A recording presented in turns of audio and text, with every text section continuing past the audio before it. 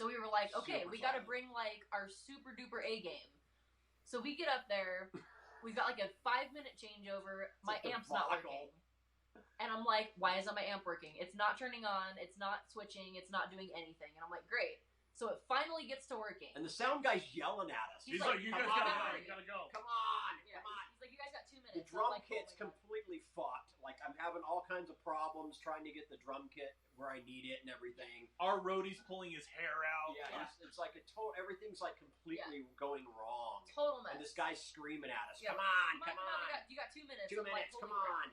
And we're like, oh, so we start, and 30 seconds into the first song, I realize that there's a cable in the back of my amp that has to be plugged in order for my amp to work, and it's not there.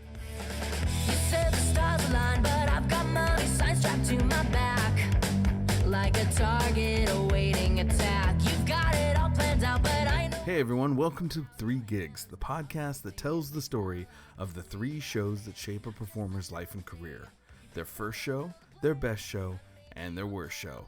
My name is Dominic Davey, and today I'm talking to the band Crimson Riot. You ain't done nothing yet. All you do is talk, but I talk to it. I say get away, away. I feel your shackles round my wrist. I want no part of this. Away, away. You saw my soul into the dirt. I'm gonna make you hurt. To understand this band, you have to know that Crimson Riot is from Las Vegas, Nevada, and was started in July of 2017.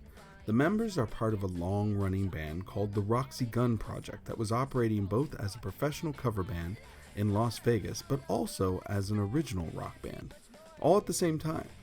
But one day they lost their lead guitarist, who stepped out for medical reasons, and the remaining members decided to change direction and split the Roxy Gun Project off as a full-time professional cover band, so this would be their day job, and created the punk power trio Crimson Riot for their original material. Now, Crimson Riot is very much a family affair. It's fronted by guitarist-vocalist Roxy Gunn. She's been performing since she was 15, and she has an amazing voice and is a great player. And she's now in a band with her father, drummer Ryan J., and her husband, bassist Reverend Chris Reject. And since solidifying as Crimson Riot, things have started to take off for them. In 2018, Crimson Riot won the Who Will Rock You, a YouTube TV series produced and sponsored by the company Topgolf. Now, they beat out 8 other bands, and with the prize money from this, they went on to record and release their debut album, Classy Punk for Trashy People, and started supporting it with tours across the country. Now remember, while they're doing this, they are still working as a cover band when not touring and playing shows as Crimson Riot. So you can't quite call it a day job since they play at night, but they are professional players 24/7. Now, I've known the Reverend Chris Reject, as he is called, since the early tours of Tsunami Bomb when we shared a stage with his old band, the Grocery Store Rejects. We stayed in touch, and Crimson Riot has become one of our most generous and kind friends. They've bent over backwards to make sure our shows in Las Vegas are as fun as possible. And they've saved our ass when we needed it. In fact, in January, when Tsunami Bomb's drummer, Gabe Lindemann, became incredibly ill and could not perform, Chris Reject filled in for him at the last minute in order to help us through the concert. It was crazy, but he did it, and he did a great job. They recently just signed a deal with Die Laughing Records, and I'm thrilled for them, because there is no other band that has worked as hard as they have. And a lot of their hard work has come to an abrupt stop with the onset of the COVID-19 pandemic. So we started this podcast by talking about how both Crimson Riot and the Roxy Gun Project has been affected by the shelter-in-place orders. But as you will find out, this band doesn't stop for anything. Well, so our last gig, because we work normally 3, 4, 5 nights a week, our last gig was March 14th. And the next day, we were booked on the 16th, we were booked on the 17th, for St. Patty's Day. And then we also had gigs booked all the way until the end of April. We played the 14th, everything was fine. On March 15th, the governor gave an order to shut down Vegas. And literally in 20 minutes, my phone just blew up. And it was, sorry guys, we got to cancel you. Sorry guys, we got to cancel you. Sorry, we got to cancel. And from that moment, it was like, we went from having 20 gigs booked to 0 in 20 minutes. Like, it was just like, whoa. And so it's been, it's adaptive. Like, we've been doing the live streams because we feel like we still have to work.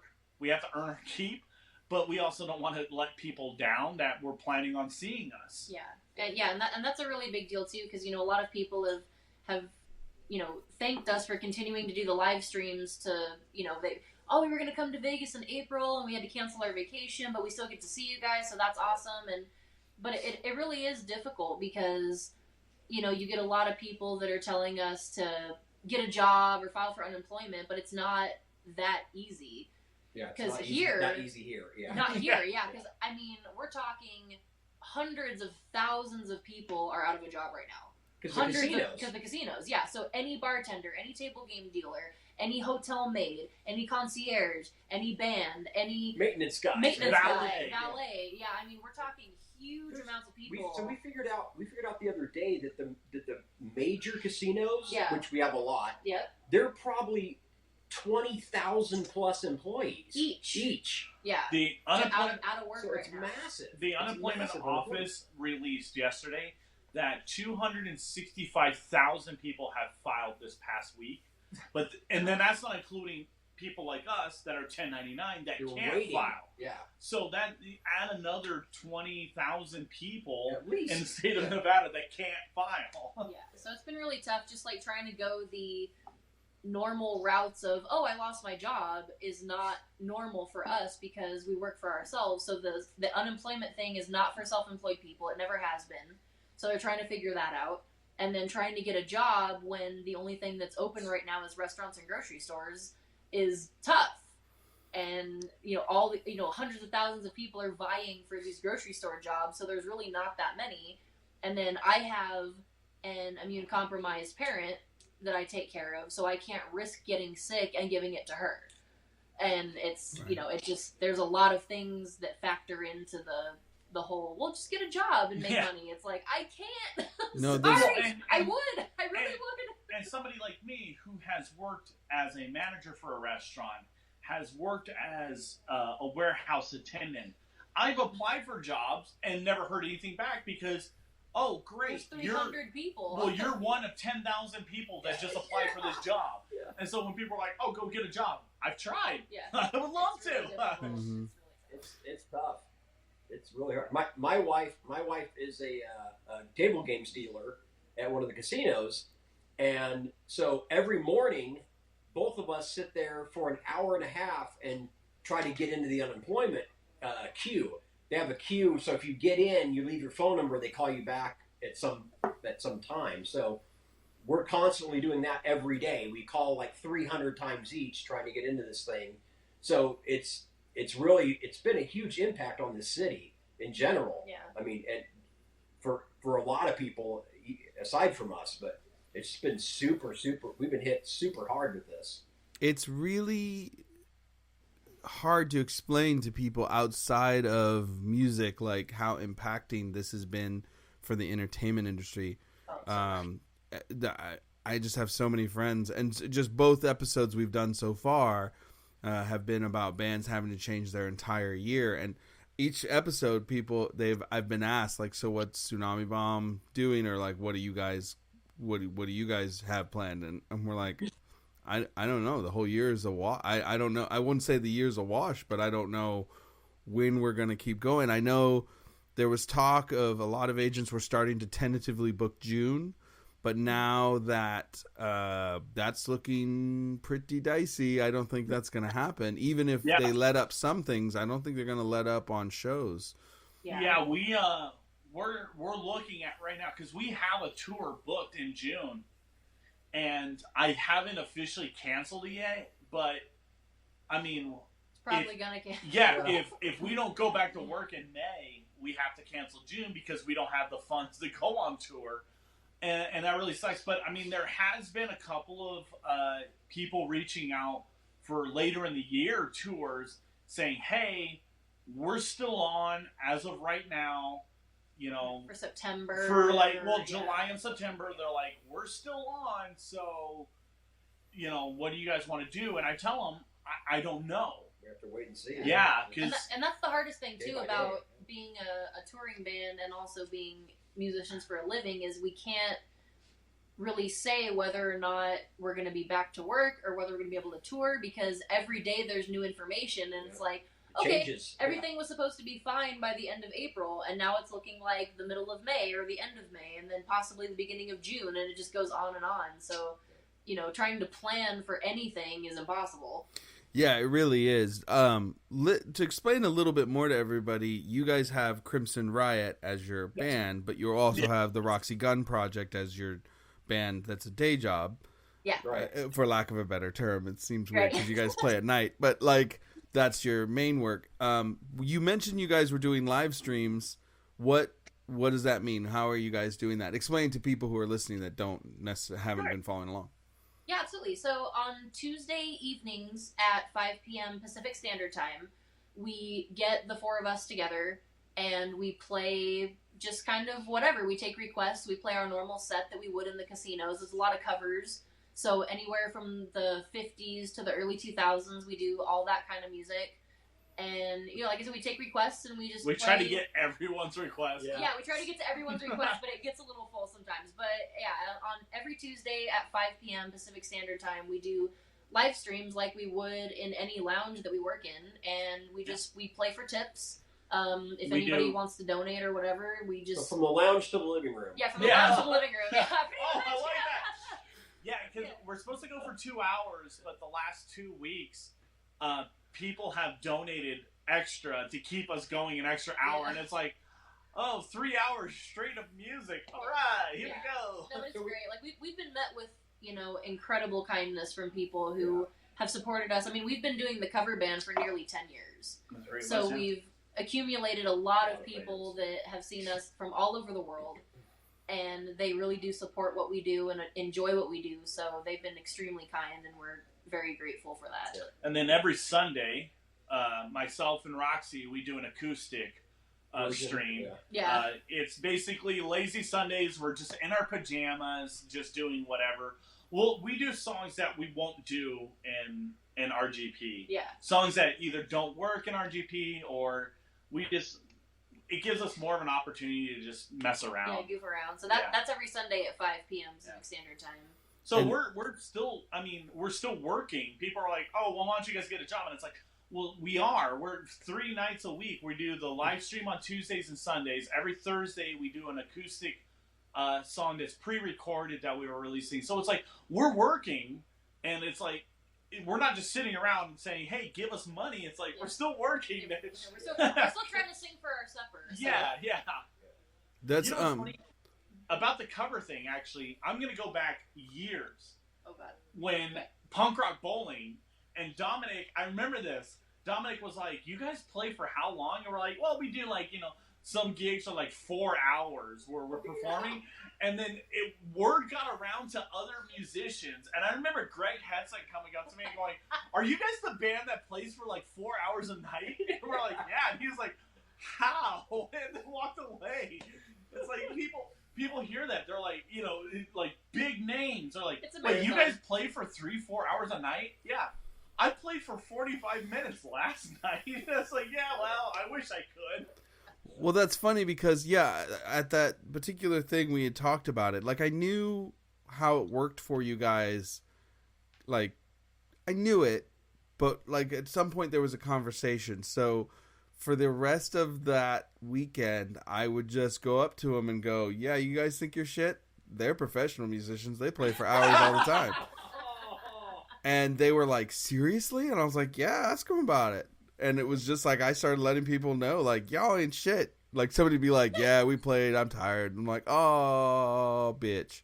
Well, and the hard part about being in a cover band is, like, when you're paid to play a certain amount of time, it doesn't matter if there's 100 people or one person. You play until you're done. Yeah. Right. You can't just be like, we'll just cut these songs from the set and cut our set short. Like, no, if you're playing from 10 to 3, you play from 10 to 3. That's how it works. Yeah. You guys are probably the most professional musicians of all my professional musician friends. Oh man! And I know you don't see yourselves like that, but that is not a high bar to clear. Yeah. It's just a question of like it's like there are very few musicians that could pull off what you guys do, and you guys have, and it's fun because you guys have put yourself in a unique position where you have kind of a foot in both pools. Yeah. But I mean, I would normally say that you guys kind of live the dream. You play music for a living, and that's amazing, and you make it work. But right now, that becomes incredibly difficult. So these live streams that you do, these are hosted on your Facebook, right? Yeah. Correct. Yeah, the Roxy Gun Project Facebook. That's awesome. And how do people make donations when they see it? So they should check it out. You've told them what time, but like, how do they make donations? We have so on our live stream, we actually have it posted. We have we're like one of the most professional bands. Like, we have a banner that's a frame, and so they can tip us on Venmo or on PayPal. Yeah. We even have a little thing with beer glasses, like, hey, $20 tip buys us all around the shots. Tonight Which is very popular these days. Yeah, It's very popular. so out of the 3 bottles we got delivered, we finished 1.5 of them tonight. Yeah. So We're doing Well, alright. if you Yeah. can't be rich, at least you can be drunk. Absolutely. Exactly. But Venmo, Be happy. Venmo and the Venmo, PayPal, PayPal, is admin@roxygunproject.com. Venmo's just Roxy, Venmo is Roxy Gun Project. Admin at Roxy Gun Music is PayPal. PayPal, Yeah. I can't talk. Hi. That's fantastic. It's my Yeah. birthday. I mean, you guys have been one of the more proactive bands to try and find a way through this situation. A lot of them are just shut down right now, and Yeah. We had no choice, really. Yeah. We had to do something right away. And it was like, okay, let's stream our show. Let's do this. And so we've spent a lot of effort and time trying to figure out how to do that and make it work for us. So here's my question for the 3 of you, and each of you can answer in turn. But I would love to hear the story of your first show ever. The first time you played a show. What's the story of that? As Crimson or just Like, ever? like each individual personal. They're show? your stories to tell. If you want to tell individual ones or you want to talk about Crimson Riot, you can do either Okay, one. I'll go last because I got some good ones. Oh, Actually, or we could do Hold all on, of you them. have to think 25,000 years yeah, back. I gotta back up. Well, You remember Roxy- Roxy. Why don't we do... Yeah, I'll go first because Dad's got to think about the Brontosaurus that was there at the time and all that stuff. So, But I also would love to hear Crimson and Riot's first show, too. We should talk Okay, about that's that. really So we'll do 4. We'll do all of it. So Cool. okay, so I think, if I'm not mistaken, the first time I can remember singing for people in public, I was 3. wow. And it was karaoke night at this bar in California where we lived. And I sang Twinkle Twinkle Little Star. I know that for a fact. That's true. That is true. That's how it went down. That's how it started. So, but when I was 14, I was in a band with my brother, and he played drums, and we had three other people in the band. My friend Anna, my friend Morgan, and my friend Ashley. And we started this band out of my grandparents' church youth group. Okay. And we started that band, and we played at the community center for New Year's Eve. And it was super awesome. And we wrote a bunch of original songs, and everybody loved it. And that was the first time that I had ever played in a band on stage in front of people. And had it was great. you had a super punk rock name too. Yeah. Yes. Subtle Revolution was the band name. Like, come on, that's like super punk right there.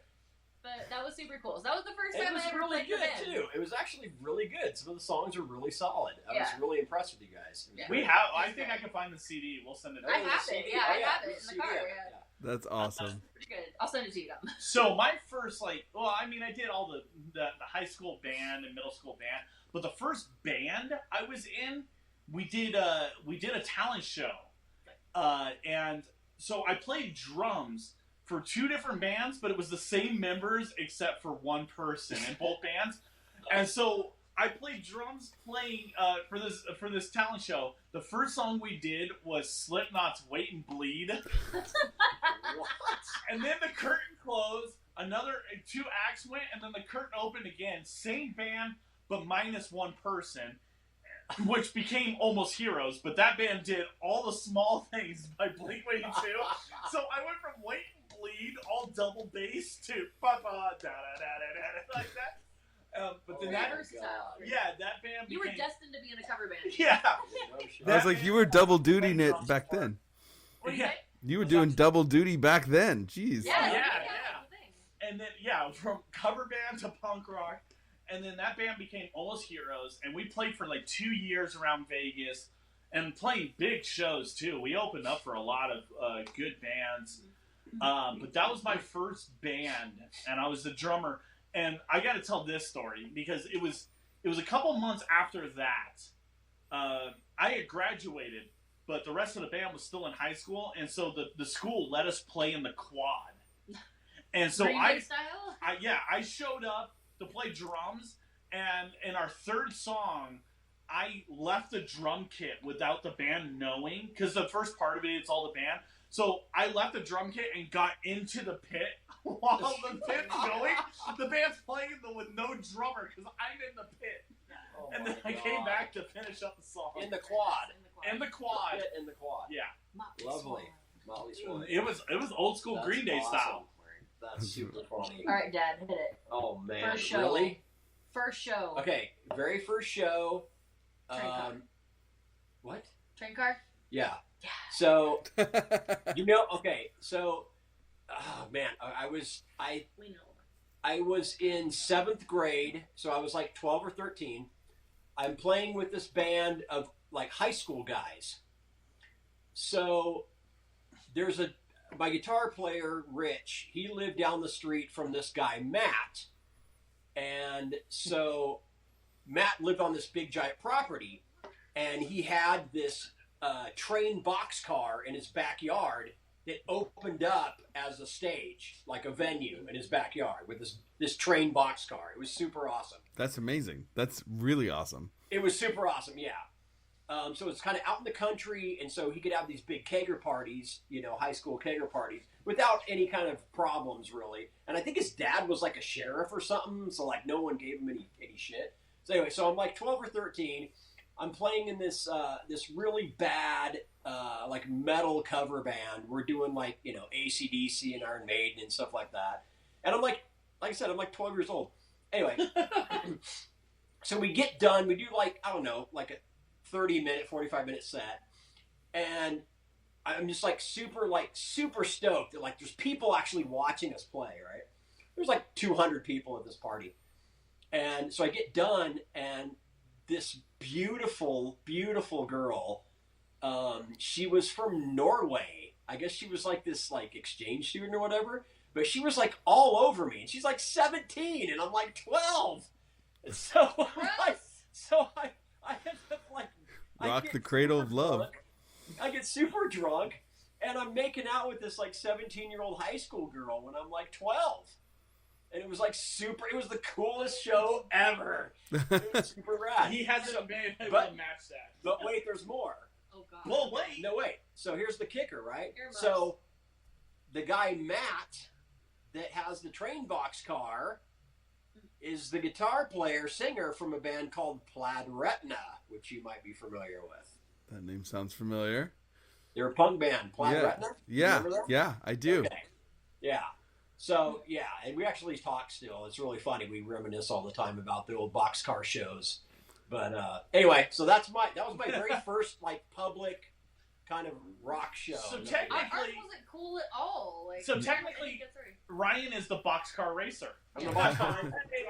Yeah. I have to admit that is pretty legit. I would not want to stop playing music either, Ryan. Like I would be like, I know. How do you go? Nah, this ain't for me, right? Yeah. You have this like raging crowd of screaming people. You get this hot foreign chick that you're making out with when you're 12. It sounds like You're a drunk. National Lampoon story. But it's totally real. It's like super awesome. that's So, amazing. yeah. Good heavens. It's a different time though. You can't do that nowadays, kids. You can't, this Be is not. respectful of people. Yeah, kids. Yeah, this is different, man. This is like in the 80s, dude. It's This is like a long time ago. 1927. I don't know. I'm sitting here trying to picture how to put together shows with an abandoned train car. So that sounds Right. amazing. It was super great, man. It was super awesome. We had a That's lot so of fun. cool. for those So shows. what was the first Crimson Riot show? So the Beauty first Bar. Yeah, the first Beauty Crimson Bar. Riot show was at Beauty Bar here in Las Vegas. And Which is no longer around, as I recall. No. It's gone, No, it's yeah. gone. Yeah. Yeah. That's a whole other story. But it was a strange situation because we were booked for this show with the Bomb Pops, and we were like, awesome. So we were RGP when we got booked for that show because RGP had original music at the time. Roxy Gun Project. Yeah, Roxy Gun Project had original music at the time. We got booked on that show, and like a month prior, our guitar player for the Roxy Gun Project, our old guitar player, he left. He had some like medical issues, and he's like, I'm just gonna step out and whatever. So we were like, okay, we are currently at a crossroads. Do we find a new guitar player, teach him all these songs, and try to play the show, or do we, after 7 years, decide on something different? So we came up with Crimson Riot, and we came home from a cover gig, going, okay, what are we gonna do? And we all lived together. Yeah, we all lived in this same house. And we stayed up until, we got home. We got home at like 1 a.m. It was 4 in the morning.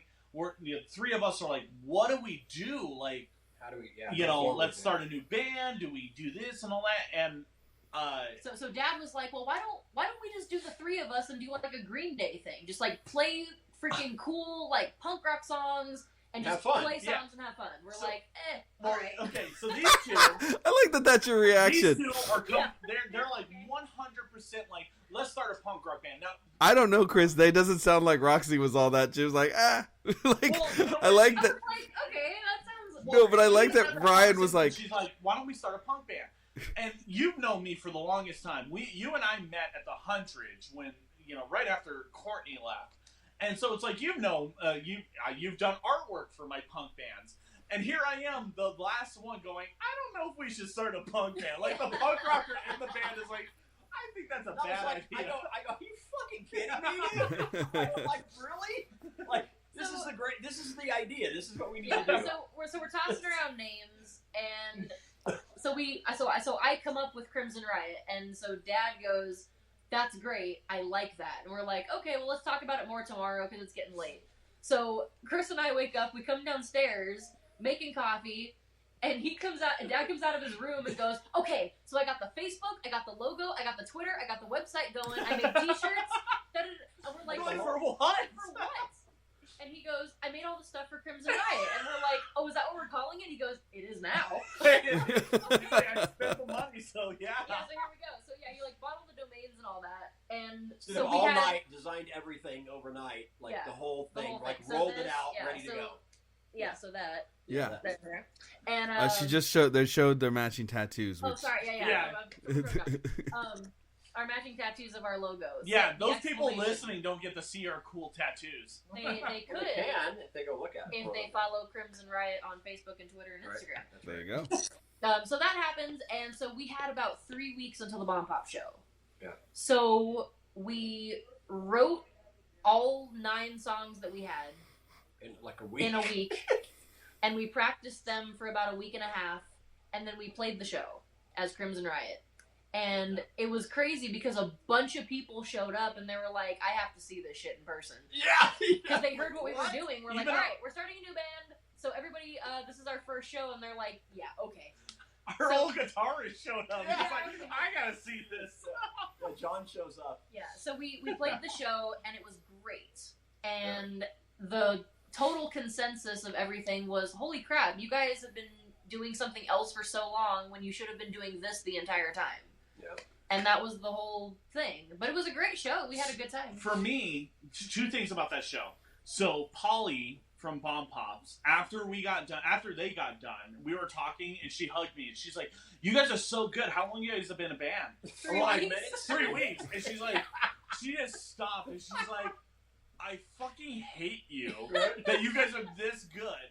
And then Chris because the opening band besides us was the Fuck Off and Dies, who was in Story of the Year or Big Blue Monkey, and I kept calling him Big Blue Monkey because that's how I remember him.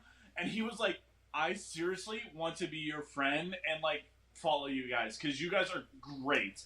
And I was like, that's what made that show like, okay, this is the right move because those 2 people didn't believe that we just started this band. It was extremely nerve-wracking though because when you're like, okay, I have to remember all these lyrics I wrote 2 weeks ago, Yeah. and then Right. play all the song, and it was crazy, but it was fun. And we did pretty good, man. It was pretty solid. There's some video out there of that first show. Yeah. We have a couple clips out there, and we were prepared, man. We Yeah. came out swinging for sure. We were like, Well, yeah. okay, here we go. Because we also had a tour booked right Oh, after you're in a that. tour ready Yeah. to So do. we contacted all the venues and we were like, hey, we're a new band. We're the same people, but it's a new band. And they're like, all right, whatever. And Yeah. so we threw together a demo at our good Friend's friend house, yeah. Roman's house, and we threw together a 3-song demo, made T-shirts, went on tour, and that was Boom. it. Yeah, actually, pretty one of the punk rock. venues. Yeah. One of the venues is in San Jose. It's called the Caravan, and the booker there, Rachel. As soon as we got done, she grabbed me. She's like, "This is what you should have been doing." Like, because that was our third time playing there, and she's like, "This is what you guys should have done in the first place." Yeah. No, I mean it's definitely clear.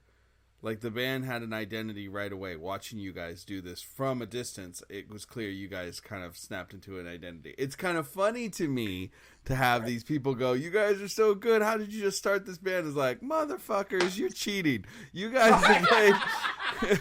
You guys are like, yeah, this band's brand new. It's like, yeah, but you guys have been playing for years. You guys are some of the most accomplished musicians that I know, and many people don't know that. They don't know that you're literally human jukeboxes and that you can literally play for hours. So it's like you kind of had this hidden skill that many people in the punk and indie scene don't have or don't know about you guys, that you are able to do it. Like, and that's pretty impressive. Yeah. So And we Thanks, always man. tell people that, Thank you. when people go on tour, they play for like 30, 45 minutes, maybe an hour a night. And because we play for so long, every night we play, we do month-long tours in a week Yeah. Of playing. of Yeah. playing. Where, if you time it Time-wise. out, time-wise, we do 25 days in a week. Yeah. Yeah. So it's like, we have a lot of stage time together, and Yeah. after being in a band for nearly a decade, you get a lot of playing time together. Well, and Right. that helps because, like, I play bass, Ryan plays drums, and him and I can just communicate just on a look, like, oh, let's do this real quick, or, something like that. Like, recently in one of our songs in Riot, at the, right before the breakdown, there's a dun-dun-dun-dun-dun, or it's in the bridge. Yeah. Him and I have hit this thing so hard, but we changed it. Yeah. Over the last year, it's changed, but we're hitting it because he knows exactly what I'm hearing. And he's like, "Oh, I get it." Just by a look, he's like, "Da da da," and it's like, "Yeah, that's exactly what I wanted to do." You develop that chemistry. I mean, I'm sure you have it with Gabe and everybody. But Oh, I me, do. In a I'm- look, Gabe and I know Yeah. we just fucked up. Yeah. that too. Chris and I have done that as We've well. done that multiple times. Yeah, for It's kinda sure. like- But you No, you it's- develop that chemistry after playing with somebody for so long. Yeah. You get the feel of them. You get kind of how they think and how they look at different things and how they perceive playing the songs. And so we've just kind of all developed that way together, and we all have a similar feel and a similar groove just from playing together for so long. So it just really helps with the Crimson stuff because we have all this time on stage and rehearsal with the other band. So it makes it really, I guess, kind of, I don't want to say easy, but it definitely helps the process with the original music. So. It does. I mean, you and I had a connection when I drummed for Tsunami Bomb. You were looking at me like, Please don't screw this "No, up. don't mess this up. Are you sure you know this song?" That's about the look. It was like, it was funny because as long as I looked at you, you played really, really well. And then if I turned my head, you started missing cues and changing it up a little. And I was like, I looked at Kate and went, "I can't stop looking at Chris. We have to get through this together. I'm not singing backups." And she's like, "Okay, just make sure it keeps going." And then I looked at you and you killed it. You absolutely did. But, People make fun of me that I'm on the Wikipedia for Tsunami Bomb. you were for a second. I don't know. Yeah, It's- that was I'm pretty still on awesome. there. That's It says one show. One show, yeah. ridiculous. Well, it's awesome that you guys have reached that level, and that's one of the like kind of hidden like secret weapons of your particular band that I think that is, like I said, is just not very common among other bands, and most people, I think even some of your fans of Crimson Riot, there are fans of Crimson Riot, I think, that don't realize that don't know that you guys have this whole other self that you guys have worked. And I've seen RGP play, and it's fantastic. You know, you guys are fantastic in that mode. But so that's awesome. Those were great stories. I mean, I definitely understand after listening to all 4 stories why Ryan is still doing this. So, but what I would like to know though is, what would you guys say was one of the best shows you've ever played? Like, this would be the moment where you really were like, this is why I do this. This is amazing. All 3 of us can say this without hesitation. We played in Waterloo, Iowa. Waterloo, Iowa. It's called Spicoli's. Yeah. And so the way we got booked on this show is we did a tour last year through the Pacific Northwest, and we were in Portland. And we get done. I'm standing by the merch, and this really tall dude comes over. Skinny dude. Just comes over, and he's like, oh my God, you guys are one of the greatest bands I've ever seen. And so I'm talking to the guy. He's like, yeah, I'm actually visiting my brother who lives here, but my brother doesn't like live music. And so he's like going out every night to find different clubs, and he just stumbled into this place. Little club we're playing. Gil Speakeasy. Yeah, Gil Speakeasy in Portland. And so he's like, you guys are so fantastic. I'm from Iowa. He's like, I would love to get you guys out there. And I'm like, cool. He bought every bit of merch we had. Yeah, everything. And so I'm like, cool, man. That night, we all go. So some friends of ours lived in Vancouver, Washington. We got to park our RV in front of their house. We're all hanging out, just eating and drinking, having a good time. We all go to bed, and then we wake up with our notifications going ape shit. Just crazy. And it's like, this person like Crimson Riot, this person, and we're like, what the hell? And so I started investigating, and it's all these people from Waterloo, Iowa. So this guy invited his entire friend list to like our band. Like hundreds of people. Yeah. Hundreds of people we went up like 190 likes in a night. Yeah. And it kept going. Yeah, it was kept rolling. It was like stopped. So at the end of 24 hours, it was like 350 new likes, all from Iowa. And we're like, what is going on? So then we get home. I guess we got to go to Iowa. Yeah, we gotta go out. Dude. It's a great venue. So we get home. Our next tour is Punk the Burbs in Chicago. We with you guys.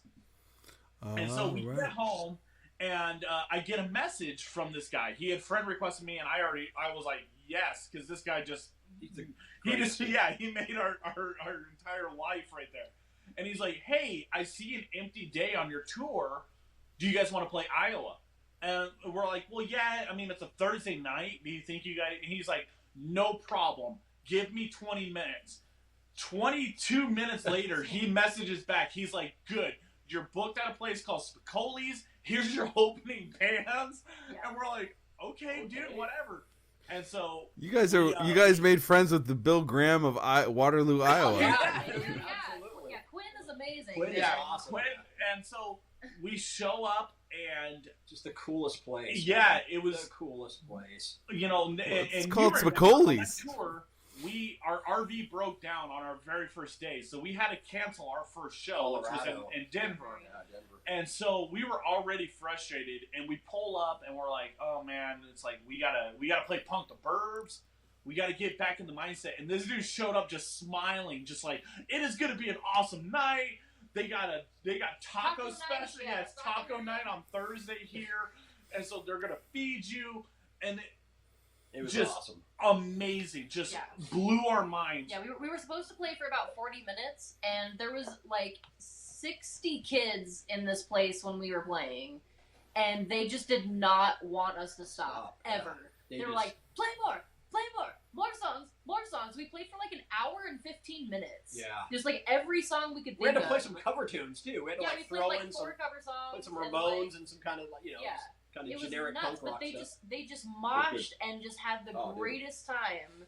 And we sold a crap ton of merch. Our friend Dustin, we were talking about, who's in Fall Risk. Him and his wife drove down from Minnesota to come see us. Like, it was insane. It was super cool. The venue was great, and the bar was People amazing. were wonderful. Yeah. The girl that was in she was the singer for one of the opening bands, was the bartender. So she was bartending, got up on stage, did her set, and went back to bartending. It was great. Wow. Yeah.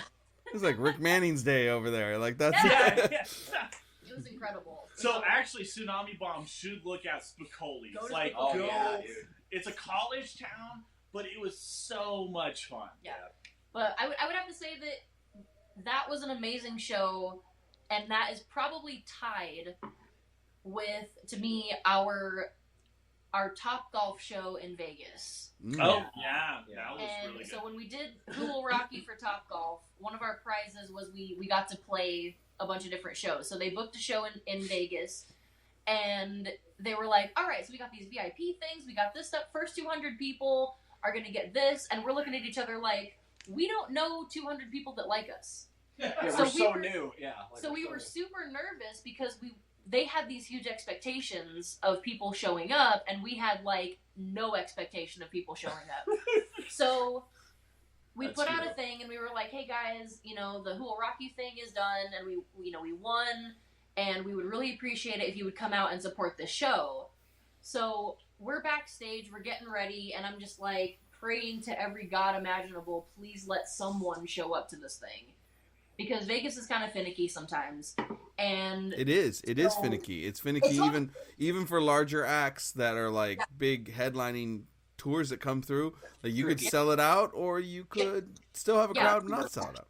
Roxy Gun Project opened for Mad Caddies years ago, and 60 people showed up to a venue that holds 900. It was like that, Yeah. you know, Super sad. Ooh. super sad.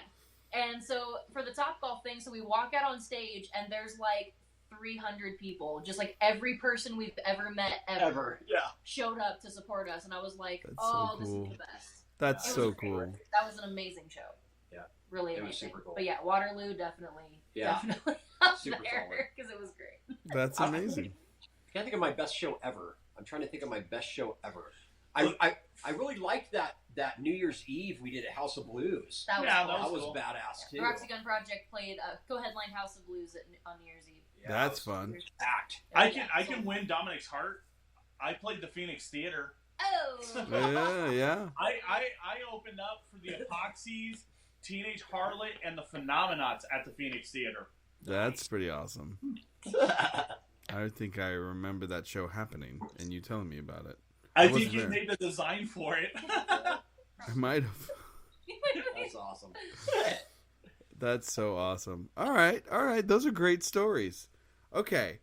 Yeah, I should also say you're the only band I know that has ever won a huge prize. That Top Golf thing you were mentioning. For people who don't understand, they won a YouTube TV show contest, like Battle of the Bands, and Yes. they killed it. Right, walked right through it and Yeah, won the something big we prize. didn't want to do. Yeah. We didn't want to do it. Like, we kept We telling hate them, those things. yeah, we're like, you don't want us. We don't want to do this. And they're like, no, you guys are great. We're like, please stop. Yeah, well, they were right because you guys killed it and won like a huge prize. It was awesome. So that's kind of another cool secret of Crimson Riot. That's not like that, but some people don't know. Okay. I remember right after we won, after the episode came out and we won, you and I were talking, and you're like, of course you guys won. And then this is a quote we use all the time. Is you said to me, you can tell me that you guys are going to be the first band to play on Mars, and I'm going to go, of course you are. These weird things happen to you guys. You guys are like the overachiever student in high school band. Like your band's personality. We're the bad geeks. You're like you're like super. You're in every club. You're doing every event. You're on student council. You have your books all set. You're just go all the time. Like you're the future achievers of punk rock bands. But we're not even trying. Yeah, It we're just not. handed to us. It just keeps Do it. happening. Yeah. We don't do it. Okay, so if we've now heard the first shows and we heard the best shows, Yes. what would be some of the worst shows you've ever played? And just to paraphrase, like I always tell people to make it easier, think of a moment when you were out there playing and you were just sitting there going, what the fuck am I doing here? I could be watching Netflix right now. Why am I here? I think we all, well, hold on. We all have the same thing, and you might disagree with this because you were there. Punk the Burbs was probably the worst show we've ever had. Yep. Because we got on, we were like super stoked to be there. When this is in Chicago for everybody yes, to hear. Chicago. This is, and it wasn't anything to do with the festival or the people or anything. No. It was so amazing, and we were so stoked to be there. And like Chris said, on the way out there, our RV broke down. We had to skip a show, and we were like, when we were trying to figure out how to fix the RV, we were like, okay, so can we like fly to Chicago and just play that show and then fly home? Like we were doing everything in our power to get there to play that show. Right. So we get there. The day's going great. The bands are super awesome. We have to follow the freaking Von Tramps, okay, which totally killed. They slayed their set. Yeah, they were amazing. Despite Chelsea breaking a string in the middle of a song, they absolutely just knocked it out of the park. Home run. Yep. So we were like, okay, Super we got to solid. bring like our super duper A game. So we get up there. We've got like a 5-minute changeover. My amp's not working. And I'm like, why isn't my amp working? It's not turning on. It's not switching. It's not doing anything. And I'm like, great. So it finally gets to working. And the sound guy's yelling at us. He's like, you guys gotta go. You gotta go. Come on. Yeah, Come on. he's like, you guys got 2 minutes. The drum like, kit's oh my God. completely fucked. Like, I'm having all kinds of problems trying to get the drum kit where I need it and everything. Our roadie's pulling his hair out. Yeah, it's like everything's like completely going wrong. Total mess. And this guy's screaming at us. Yeah. Come on, come on. You got 2 minutes. 2 I'm like, minutes, come holy crap. on. And we're like, oh, So shit. we start, and 30 seconds into the first song, I realize that there's a cable in the back of my amp that has to be plugged in order for my amp to work, and it's not there. For and whatever I'm reason. like, all of a sudden. okay. So we get through the first 2 songs. I realize the problem. We tell our roadie what's going on.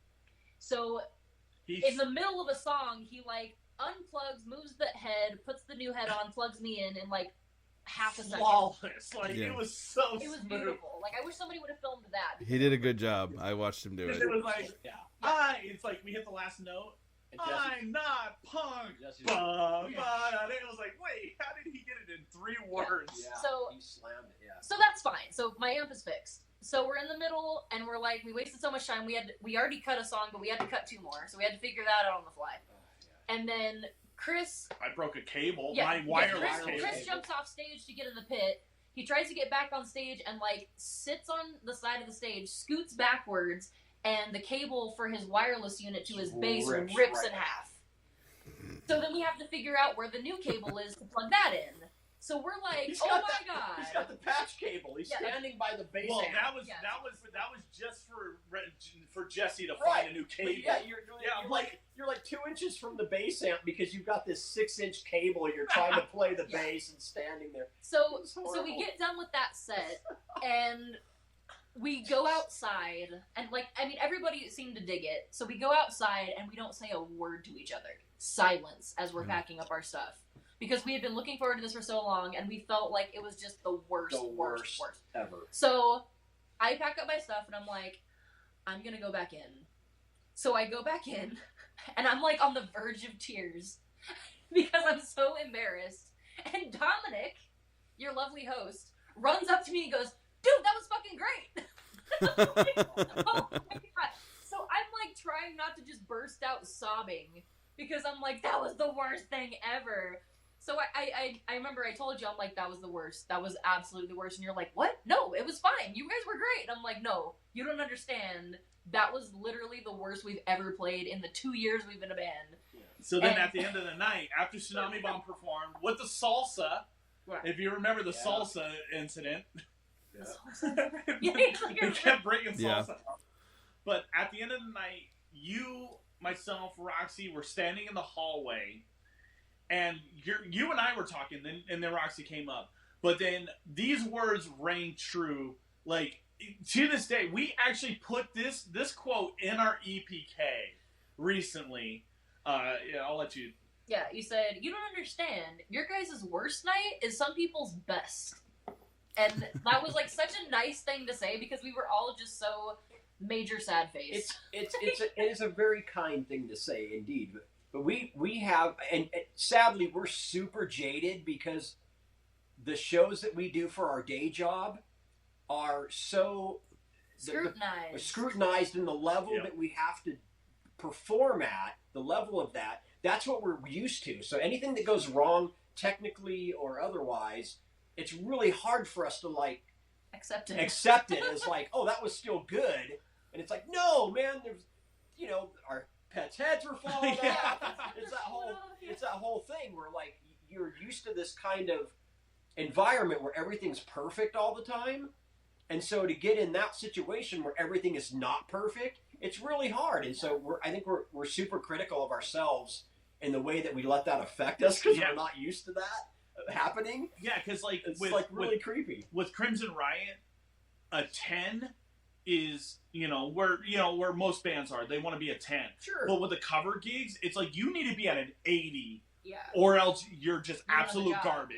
Yeah. And it's a lot of pressure in that world. So I think we hold ourselves at this standard, this higher standard level that we have to be this thing every time we hit the stage. And I guess it's good, but that's the thing. There's a method to the reason. There was a reasoning behind what I said that night, and I stand by it because I was in the audience for that show. Right, but before I say that, I mean I understand what that means, like what it's like to walk off that stage. Because the first time in 2016, when Tsunami Bomb played Warped Tour on main stage, the first show, just everything that could go wrong went wrong. And we walked off that stage not speaking, like nobody said a word. We were so bummed. And Charlie is our tour manager, is always super honest. And on that show, he was like, well, that was a show. I mean, he's not even going to lie to us. Like, and we walked off just bummed. Yeah. And, you rally, and then the next day went a lot better. It was amazing. And, everything was fine. But it wasn't until later we saw the YouTube videos of that show. And first, we didn't even want to watch them. But when we saw them, we were like, oh, actually, that sounds pretty good. Like, and you can't tell, like, you couldn't tell there was a mess up there. Like, Kate messed up this one spot, and then there was, like, some guitar problems. There were some moments. And we just kind of, but on stage, like, the clip that we saw, like, you could hear it if you listened for it, but if you step back and just listen to it as an audience member, it just flowed right through. Like you almost picked up on something, but then nothing. Everything was fine. Everybody was smiling. Everyone was going. The show was fine. And what I said to you guys that day, it was like, yeah, when you guys started, the guitar was a little quiet and off, and then it kicks in really loud, but you guys didn't miss a beat. And then when Chris had the issues, you guys didn't stop. You kept going. And no one could tell there was a problem other than the fact that Chris looked like he was humping his amp for a minute. Right. But like, and and if you're paying attention, you could see that your tech was running around like crazy, fixing some stuff all over the place. And I could see, like I was watching, I knew what to look for because I could see Ryan adjusting his kit constantly and trying to fix it and trying to make it work. But here's the thing. When you've played so much, you've performed so many, that layer of pressure that you've had to put on yourselves to perform these amazing shows at 80, like you didn't realize that the test of a great band is not how well you do when everything goes right. It's how professional and how little anyone can tell when everything goes wrong. Your show was still fantastic. You guys have played so much. You've been through so much. You've had to adapt and adjust and perfect and go over and over and over in the hours that you've put in, that when you guys have everything go wrong, you're still giving a show that's really entertaining, and you don't really catch it. Like I could spot those things because I was like right there. And I'm like, yeah, I know what I was looking. But I mean, I heard everybody in that crowd, they loved it. You guys killed it. And it was funny to me how I really realized I had thought about our Warped Tour show that night when you guys were telling me how you felt about the show. And I was like, man, if you saw the YouTube video, you would know that stuff went wrong. But if you sat back and just listened to it, you'd be surprised how smooth you guys sounded on the other side of the speakers.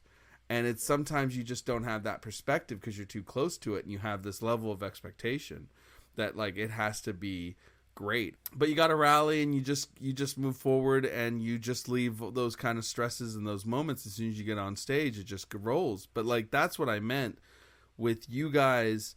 Your worst show is most people's best show, because you never, as much as you might be dying inside, you guys have never failed to put on a fucking amazing show. And it's just the fact. That's just how it goes. That's who you guys are.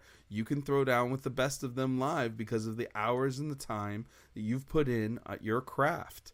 And you're more prepared than most. I mean, I have seen plenty of people melt down with the things that you guys went through that night. I mean, we've seen some of the biggest bands in the world just throw like, don't you feel like you've been cheated? Ah! Like, you know, one of the most legendary rock and roll photos of all time, Paul Simeon smashing the shit out of his bass because it wasn't working right. And then at the end of it, he said, the story the picture doesn't tell is I looked down at the bass and I just smashed my favorite bass. You know, and it's like these moments that we lose our shit because we put ourselves under so much pressure to deliver this amazing show. Sometimes you don't have the perspective of how well you actually did. And you guys did great that night. You really did. And that was your worst. And I believe it. I get it. Yeah. I know. And you know what's funny is it was a couple days later, or a couple days after we got home from tour, that the videos were starting to get posted and pictures were getting posted. And then we watched it and we're like, oh shit, we weren't that bad. It was actually really good. I was like, oh, we actually sounded pretty good. Yeah, like you said later on, we watched the playback or whatever. We're like, oh, okay, so it wasn't that big of a train wreck. Like, but inside being there, being rushed, and like, oh my god, like nothing is working, nothing is going right, and we were so excited because that was the first festival that we got invited to play on. Right. And, you know, we had put in submissions to all the other festivals, of course, like everybody does. And so this was one that actually got back, was like, yeah, you guys seem cool. We'll put you on. So we were trying to be like our absolute best. We drove all this way to make sure that we were absolutely great. And then all that happened and we're like, God help me. Yeah. I got to say that we must have made an impression because we are playing the couch version of Punk the Burbs on April 25th. Punk the Couch. They got to us and asked if we wanted to do it because of the whole quarantine thing, and we're stoked. We're like, yeah, we like what they were trying to do because it's so old school. It's bands putting on a festival, and I'm like, yeah, we are down. So we're playing Saturday, April 25th for Punk the Burbs, Punk the Couch. That's awesome. And that's my biggest evidence of what I said being correct. It's like, but I know, like, it's hard to explain to people, like, how that feeling of just dying inside, where you just watch, it's all you can do to hold it together and keep going and make it okay. And you're just like, this is just not what I wanted to put out there, especially after coming so far. Yeah, and you know, you're just struggling, and we've had it since we've come back. There's been 2 shows that stand out to me where just everything was just falling sand through our fingers, which is like, and you know, very easily that last show in Las Vegas where everyone got sick and Chris filled in on drums. It's like that could have been. I mean, we were just so desperate at that point. I didn't know. I mean, it was getting to the point where I was like, okay, Andy with an acoustic guitar, and you know, and Kate. It's gonna be Sonora Bomb acoustic night. You know, we're gonna do. I mean, I just didn't know what else. We were getting desperate, and it could have easily been terrible. But you just got to rally and make an entertaining show. And it was funny going into that show. You know, I had people coming up going, yeah, man, I flew out here from Michigan just to see this show. Oh, I flew down from Alaska, and I'm just dying inside going, I don't know who's going to play drums tonight. No, the best part of that was Roxy and I, we watched Toxic Energy. And then we came out because we're like, wow, this band really blew it off the roof. And the look on your face was like, so, did you hear? And we're like, no. Oh, Gabe messaged Ryan asking if he can play drums.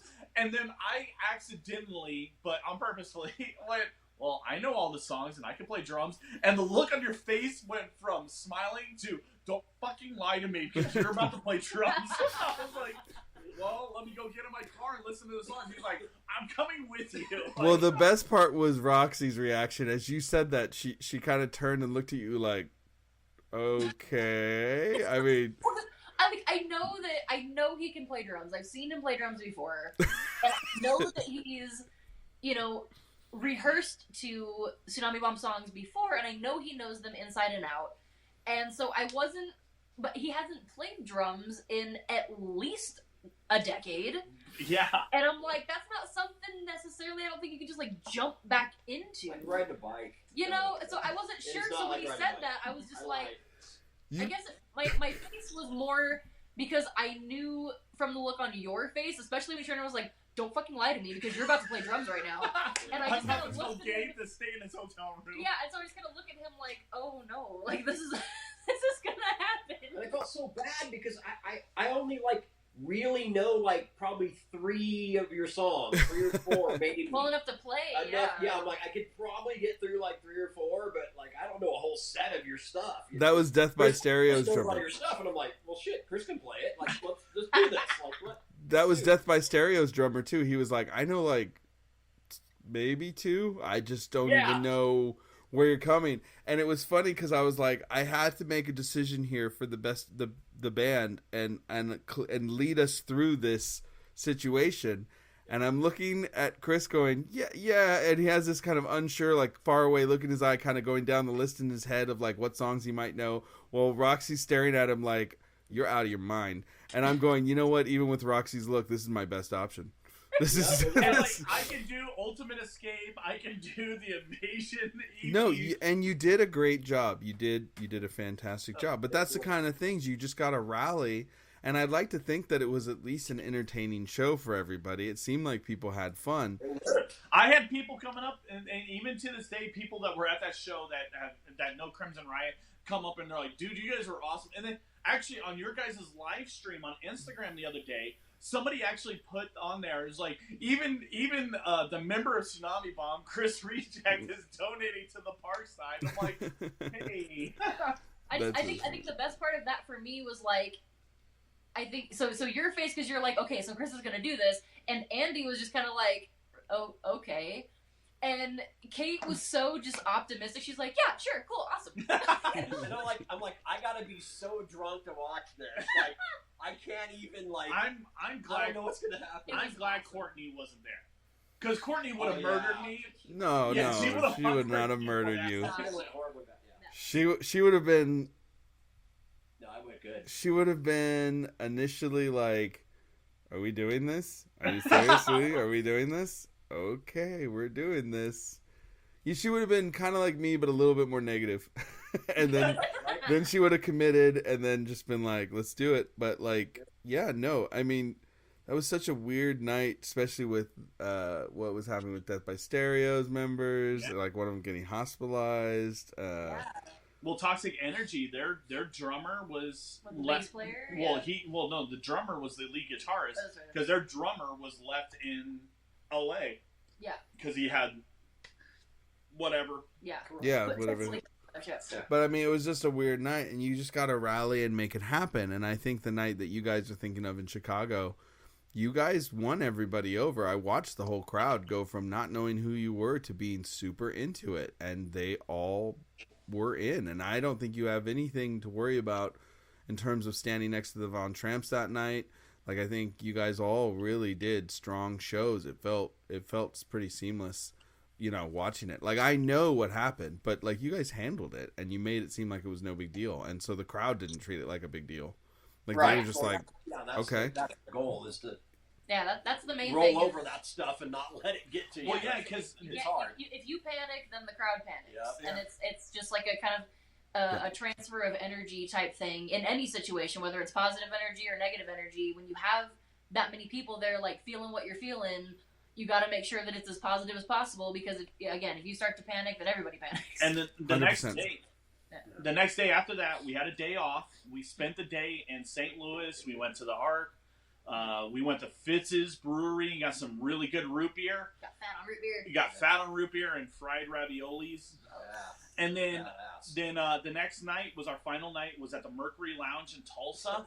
And we just wrecked it. Like, we just went out there just swinging hard, and it was just like, oh, this is what it feels like to be that band again. It was like our confidence got renewed after your words, and then we're like, okay, we got a day off. Let's just reset, and then we came into the Mercury Lounge just swinging. Like, I was so confident, I almost got me and Dad and the bass player from the opening band arrested. So that was pretty cool.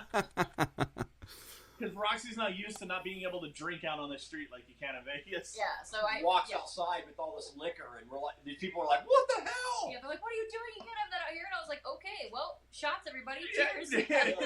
Like the girl was like, "Oh my god, I can't believe I'm doing this." So, like, she got super like, she's like, "I'm breaking the law." Yeah.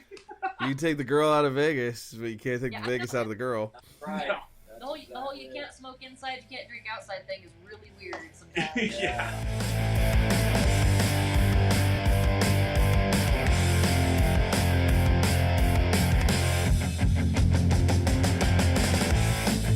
This map that I so use, it's leading me astray. Broken compass in my hand. My sail is old and ripped. Atop the sinking ship, the wind just blows me round and round. You've been listening to Roxy Gunn, the Reverend Chris Reject, and Ryan J., collectively known as Crimson Riot. And if you'd like to know more about Crimson Riot, find them at their website, crimsonriot.com. You'll find links to everything there. And I'd like to say, Chris, I told you would get on this show. I promised. Thanks for taking time out of your birthday to talk to me. If you want to find out more about 3 Gigs Podcast, you can find us at 3gigspodcast.com and on any social media platform by searching 3 Gigs Podcast. You can even find us on Spotify now. All the episodes have been uploaded. If you're listening to the show through Apple Podcasts, please consider rating and reviewing the podcast. That helps us reach more people the more views, ratings, and reviews we get on the podcast app. However, more importantly than that, if everyone listening could just tell one person that you think would enjoy this show about the show, that would mean everything. I just want everyone to think of one person that might enjoy these stories and let them know about the podcast. That's the best thing for it. So if you do that, you have my gratitude. We open the show with Hurt by Crimson Riot off their debut album, Classy Punk for Trashy People, which also features the song that we're closing with, called Anchor Me. You can find the album online and on all streaming services. So thank you so much for tuning in to 3 Gigs. I hope you enjoyed the stories. We'll see you next time with more. Take care.